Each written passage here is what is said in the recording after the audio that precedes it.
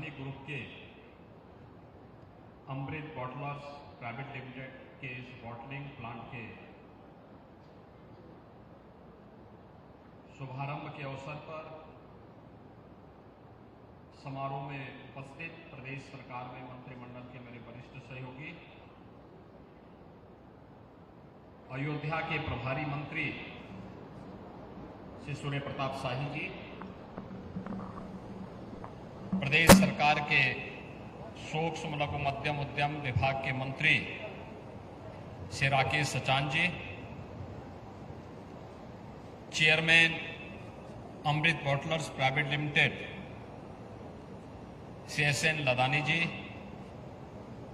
Director Rakesh Ladani ji, Naresh Ladani ji, प्रदेश सरकार के सलाहकार श्री अवनीश अवस्थी जी, लदानी परिवार से जुड़े हुए सभी सदस्यगण, अयोध्या के हमारे सभी माननीय जनप्रतिनिधिगण, भारतीय जनता पार्टी के सभी पदाधिकारीगण और भारी संख्या में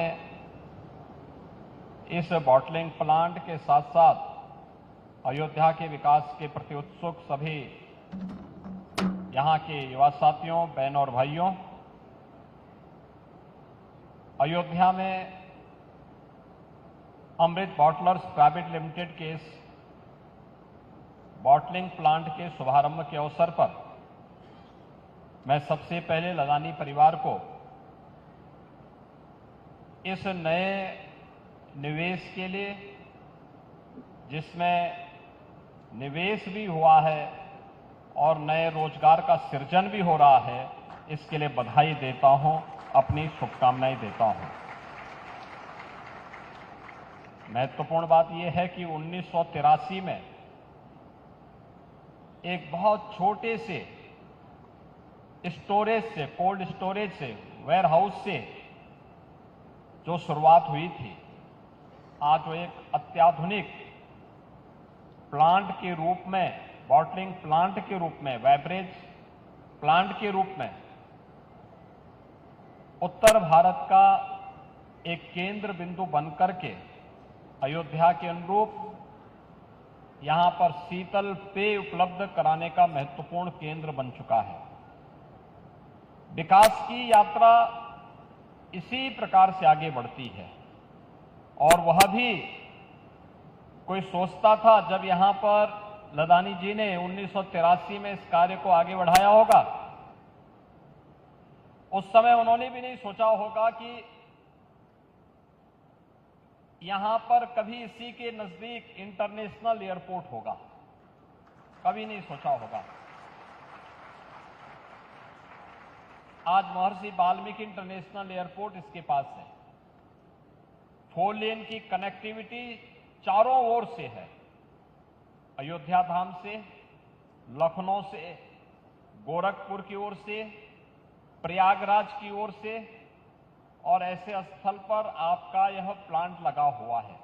स्वाभाविक रूप से इतनी बेहतरीन कनेक्टिविटी एयर की हो, रोड की इतनी बेहतरीन कनेक्टिविटी हो और निकट भविष्य में इनलैंड वाटरवे अथॉरिटी का गठन हम कर चुके हैं। हमारा प्रयास है कि अयोध्या से हम लोग सरयू नदी होते हुए, बलिया होते हुए हल्दिया तक वाटरवे की शुरुआत भी करें।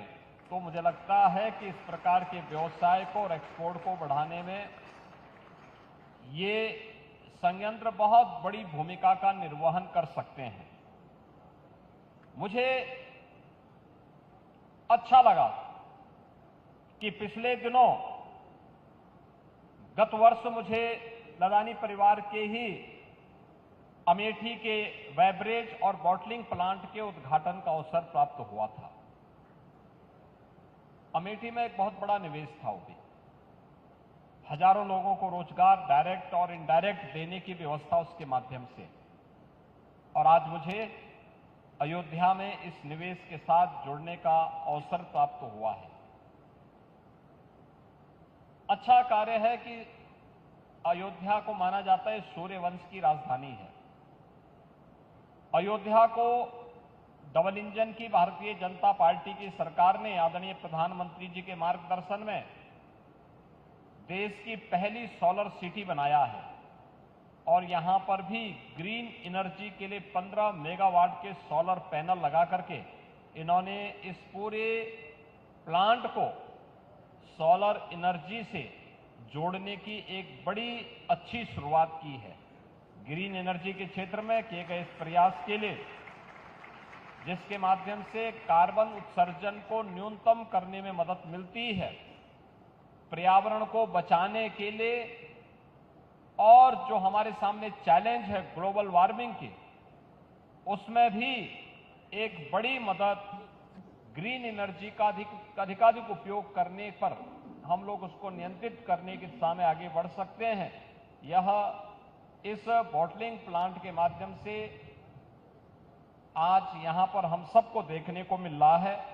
मुझे पूरा विश्वास है कि यहां की जो सेवाएं हैं, वो सेवाएं न केवल पूर्वी उत्तर प्रदेश, बिहार और उत्तराखंड को प्राप्त होंगी, बल्कि यहां पे नए नए रोजगार के सृजन की दिशा में यह प्लांट मददगार साबित होगा। उत्तर प्रदेश सरकार के साथ जो एमओयू इस ग्रुप के द्वारा किया गया था, उस ग्रुप के अंतर्गत सरकार इन्हें जो भी इस प्रकार के निवेश के लिए समय समय पर इंसेंटिव देती है, ये समयबद्ध तरीके से आगे बढ़ेगा।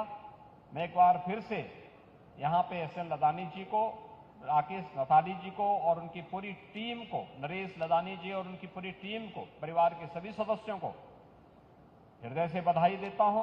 अयोध्या में इस बेहतरीन निवेश के लिए उनका अभिनंदन भी करता हूं और विश्वास व्यक्त करता हूं कि जिस यहां पर अयोध्या में जो फुटफॉल है यात्रियों की और श्रद्धालु जनों की, उसको देखते हुए जितनी जल्दी हो होटल की कार्रवाई को वे आगे बढ़ाएं।